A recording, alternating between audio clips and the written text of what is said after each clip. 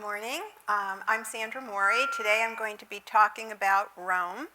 And Rome has been called the Eternal City because it's a city that the centuries cannot erase.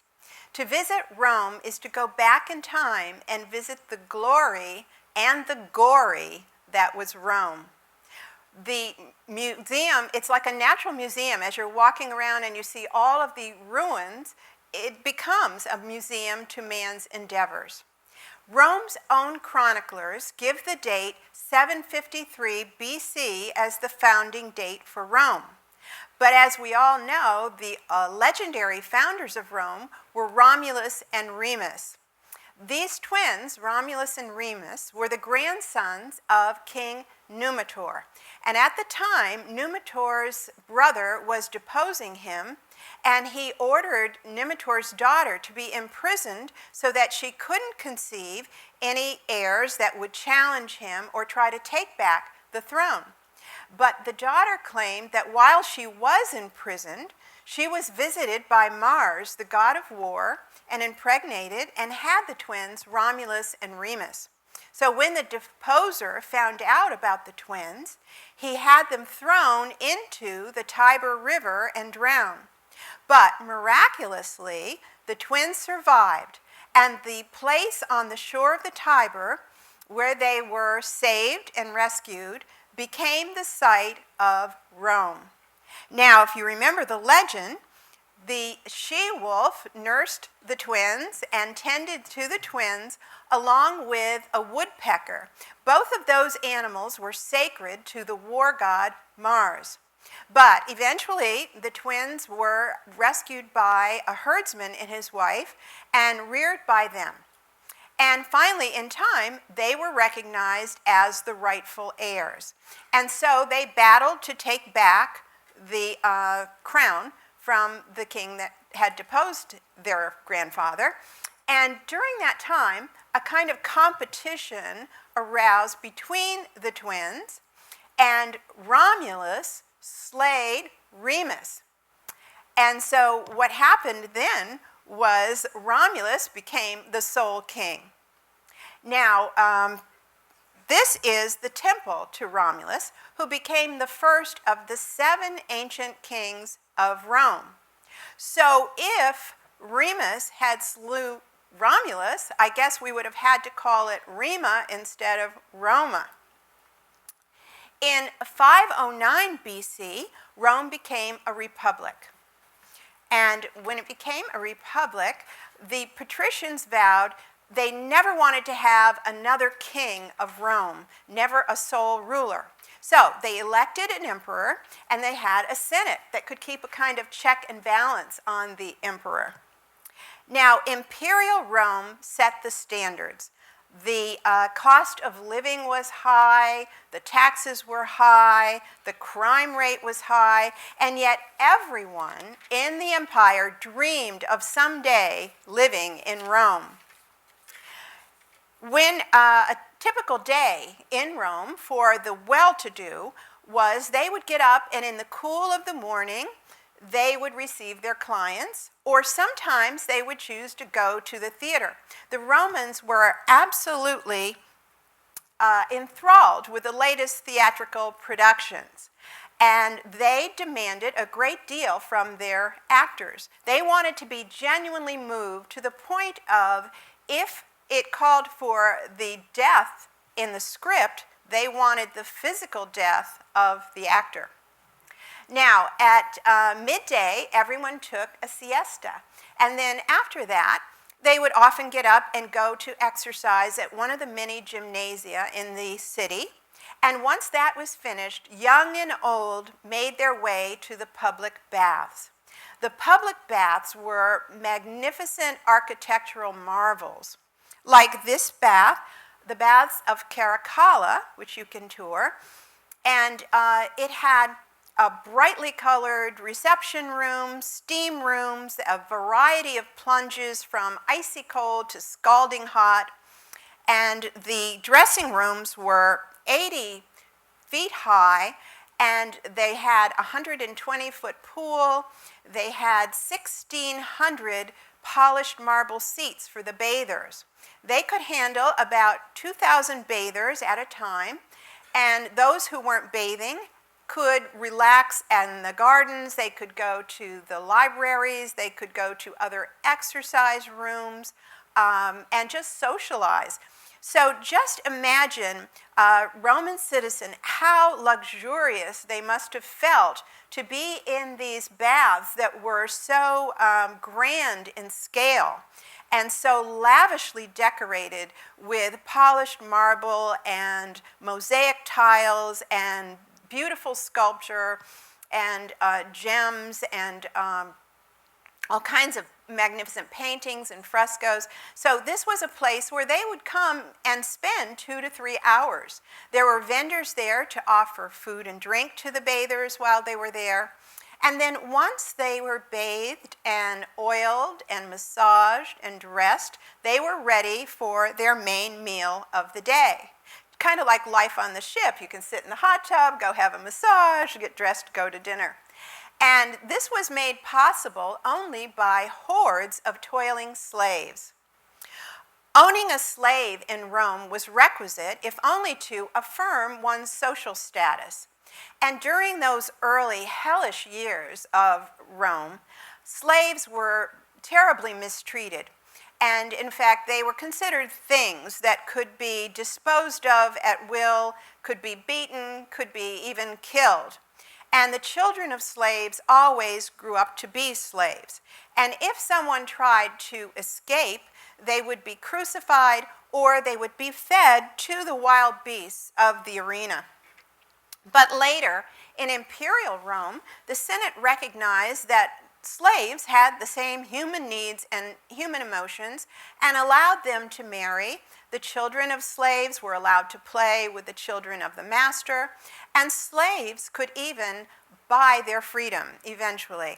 And once they were free men, they could aspire to any respectable career at all. Now, there are records that there were some people that owned as many as 8,000 to 10,000 slaves. And that was the number of slaves that would be needed to build these enormous villas that some of the very wealthy lived in. So it's estimated that at its peak, 16 million people in the Roman Empire were enslaved. Now, for the ordinary citizen, they would get up and go to the marketplace to work. And markets like this one, this is Trajan's market. It's a multi-level market with lots of narrow streets that contain butcher shops and barber shops and bakeries and shoe repair and wineries and lots of eateries. But the well-to-do during the evening hours, once night fell, would leave the marketplaces because they were very unsafe. These streets were infested with robbers, kidnappers, and other kinds of criminals. So they kept to themselves at home. But the heart of Rome was the Forum. And this would be the center for political life, the seat of justice, the social and business meeting place for people to gather. So the Roman Forum is actually a triumph of civil engineering, the landfill. Early on, an ancient king decided to have the banks of the Tiber packed with sediment and rock and clay to create a communal space where the Roman citizens could gather to witness great moments or take place in great moments of their history. Now, at the Forum, you will see all of the government buildings, like the Curia, which is the Senate building, and also the temples. Here is the Temple of Vesta and the house of the Vestal Virgins. Vesta was the goddess of hearth and home, and here in the Temple of Vesta dwelt the eternal flame. From prehistory on, 6 Vestal Virgins were responsible for keeping that sacred flame from ever dying out and for tending the temple. Now, the Vestal Virgins were taken from the patrician families, these elite priestesses, And when there weren't enough willing recruits from the upper classes, they would go down to the lower classes to take some of those gals to be Vestal virgins as well. And there are even records that slaves became Vestal virgins. They would enter the order between the age of 6 and 10, and they had to take vows of chastity.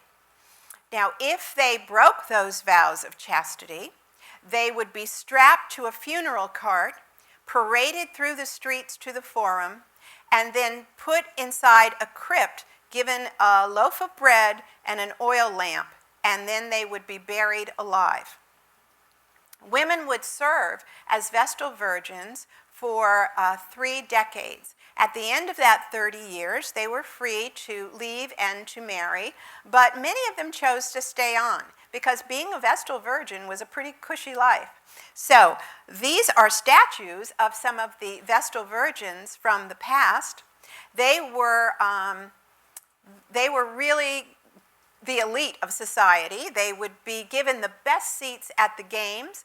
They were also given, they would be the guest of honor for any of the festivals or any of the public activities that went on. They had audience with the emperor anytime they wanted to, and they even had enough power to have stays of execution.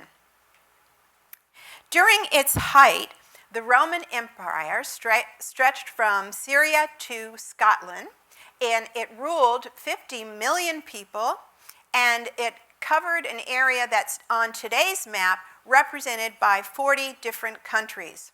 Now, all of this was made possible by soldiers, the Romans' army. The soldiers were trained not only in battle, but they were trained to build roads and bridges and towns. And a Roman soldier usually served between 20 and 25 years, and at the end of that time would be given land in one of the countries that he helped to conquer in order to farm, and in that way they were able to spread the Roman style of living throughout the empire. So towns and cities were built in areas that had just been open countryside, and they were all modeled to look exactly like Rome, with a gridiron of streets and a central forum and markets along the outside. The Romans were magnificent builders, but most of their ideas for building, for art and architecture, were stolen from their enemies, the Greeks and the Etruscans. But then they would turn them into something that was uniquely their own. Now, as you know, Rome was built on 7 hills. So the 7 ancient hills of Rome were actually much more dramatic than they are today. And centuries of building and flooding caused the valleys to fill up, and erosion caused the tops of the hills to erode away, so that they are lesser hills today.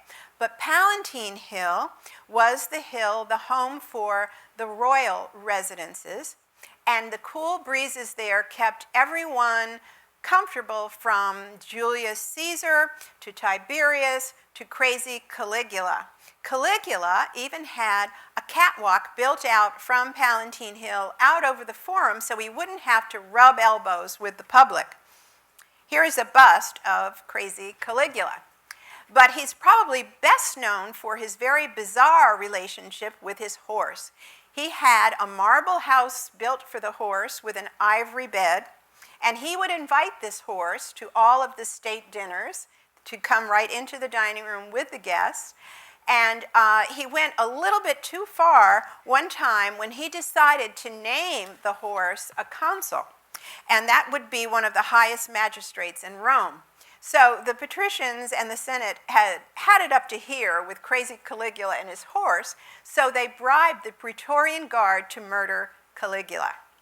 The Romans were quite good at killing off their own, starting with Romulus killing Remus, the Senate assassinating Julius Caesar in 44 BC, and Nero killed his mother and both of his wives, and when the Senate sentenced Nero to death, he committed suicide. Now, Nero was known for his magnificent, the most grandiose, and the strangest palace of all of the emperors. And it actually spanned from Palatine Hill over to Esquiline Hill. It was a huge complex. And they've never been able to prove that Nero started the fire that burned Rome or that he fiddled while Rome burned. But once that was over, he seized up a lot of land for his magnificent villa. And it was called the Golden House of Nero. He had a huge entryway where he had this 120-foot statue of himself that took 12 elephants just to pull this up into place.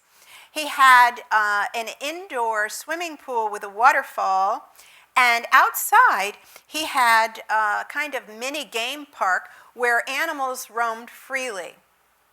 And it was said that when Nero had dinner parties that he felt were getting a little dull and he was getting a little bored with his guests, he would set lions and panthers on his guests to just kind of liven things up. Now, as I mentioned, the Romans were great builders and took ideas from others like the arch from the Greeks, and then the arch became a kind of Roman signature. And the arches were made to commemorate important events in their history or to honor an individual. Now, this arch that you'll be able to see in Rome is the Arch of Constantine, and that was made for the triumph of the first Christian emperor of Rome. They were also known for enclosing space in grand sweeping circles like the Circus Maximus and also like the Coliseum. The Coliseum was started by the Emperor Vespasian and not finished until 8 years later by his son Tiberius in 80 AD. The Coliseum held 80,000 spectators, and it actually had a grand opening that lasted for 100 days, and it was said that all the fountains of Rome flowed with wine for that time. Now, on the opening day alone, 5,000 animals were slaughtered. That's one animal every 10 seconds, and along with hundreds of gladiators and prisoners that were killed as well. So typically, what happened on a day at the Coliseum was it would start in the morning with soldiers killing animals, and then they would have animals killing unarmed men that had been dabbed in blood to attract the starving beast. And then one of Claudius's favorites was animal against animal. They would pit, for instance, bears against buffaloes, elephants against rhinoceroses. And then to further entertain the bloodthirsty crowd, they would have the execution of prisoners. Some would be hanged, some would be burned, some would be tied to the stake where they would be eaten by the wild beast. And then finally, the main event in the afternoon, gladiator against gladiator. And this went on until sunset. They just couldn't seem to get enough bloodshed. But to prove that they were the masters of the universe, the Romans would take animals from the far corners of the Roman Empire and bring them in, not to observe them as we do in our zoos, but to slaughter them. And at that point, it rendered whole species of animals extinct. To the delight of the crowd, the Emperor Titus actually filled the floor of the Colosseum with water to hold naval battles. And then to add a little excitement and thrill to things, he would have live crocodiles put in the water to liven things up. These battles, of course, were always fought to the death. Now, during the reign of Domitian, he excavated below the Colosseum to set up a labyrinth of rooms and tunnels. He had 3 levels below, and then what they would do is they had a pulley system that would pull the frightened animals up to the surface and then release them through a trap door. Now, these animals were kept without food, so they were starving, they were in the dark, so they would be so disoriented by the blinding sunlight and the roar of the crowd. But of course, the real stars of the show were the gladiators. Here's an artist's rendering of a gladiator. And they would fight dozens of fights sometimes because they spent so much money. There was a whole industry created in training these gladiators. So they didn't want them to all be killed off the very first time that they were fighting. And they became the sex symbols or the superstars of their day. And women all just admired these gladiators so much. And they could eventually win their freedom. 80% of the gladiators in the ring were prisoners of war, and the other 20% were slaves. And after they had fought for 5 years, but it had to be gladiator against gladiator, they couldn't be fighting animals and win their freedom. But once they had done that, they were free men. However, ironically, some of them chose to go back into the ring even once they won their freedom, unable to resist the roar of the crowd and the fame. There were actually women gladiators who fought in the ring as well. But you can see this gladiator is kind of looking up for the signal, the thumbs up, thumbs down. And Hollywood really has it wrong. They say thumbs down, means to kill them. Thumbs down meant to let them go. But thumbs up meant to drive home the death blow. So after the battles were over, they would send slaves into the arena with hot branding irons, and they would brand the legs of the bodies to watch for any kind of reaction to make sure that they were all really dead. They would also put sand all over the floor to soak up all the blood, and they would spray a kind of perfume throughout to mask the scent of death. Around the outside of the ring, there was a kind of pit where archers were stationed, and they would, in case a lion would jump up into the crowd, be ready to shoot their arrows and kill the lion. Now, when this came to the seating, there was a hierarchy with the seating.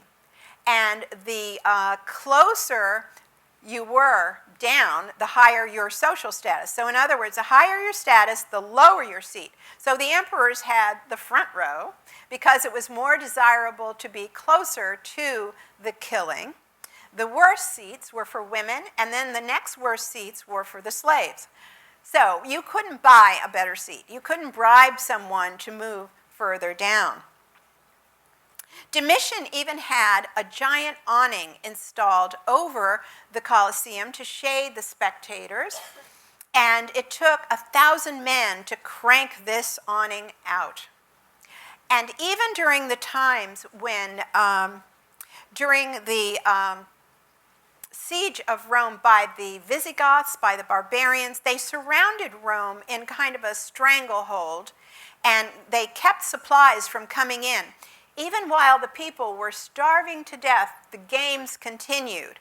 And people in the audience would bid at the end for the carcasses of the animals to use as food, and they would even bid for the carcasses of the humans to use as food.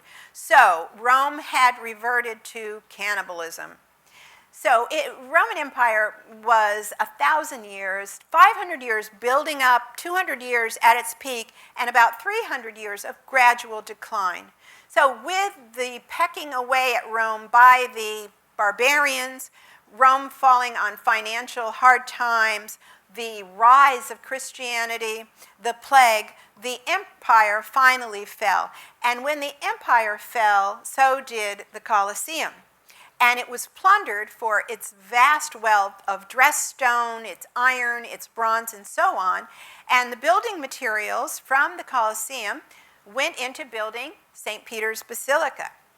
And this grand basilica, I hope that you will all get a chance to go there, it is magnificent, was built using some of those materials.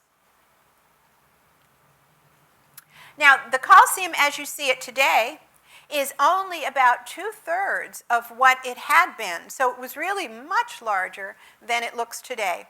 And there's nothing really holding this Colosseum together but good design and gravity. And today, the Colosseum is filled with cats. If you go, you'll always see cats.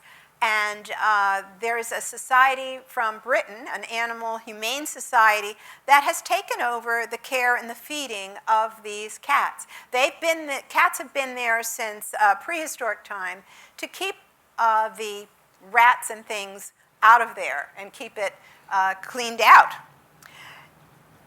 Now, another of the legendary ruins that you'll get to see is the Pantheon. And the Pantheon was originally built by Agrippa in 27 BC to honor all of the gods. But the Pantheon burned down, and then the Emperor Hadrian, having a little competition here, sound-wise, but the Emperor Hadrian wanted to construct a monument that was far grander than anything had ever been before that. And so he rebuilt this using very bold design with a dome that spanned 150 feet across. And for 18 centuries, this dome was the largest unsupported dome in the world. Now, in order to support this dome, the walls were about 20 foot thick. And as the dome went up, the concrete got thinner to lessen the weight, and they actually mixed empty jugs into the concrete to have air spaces that would lighten the load. And of course, at the top, they left it a hole to further lessen the stress of that dome.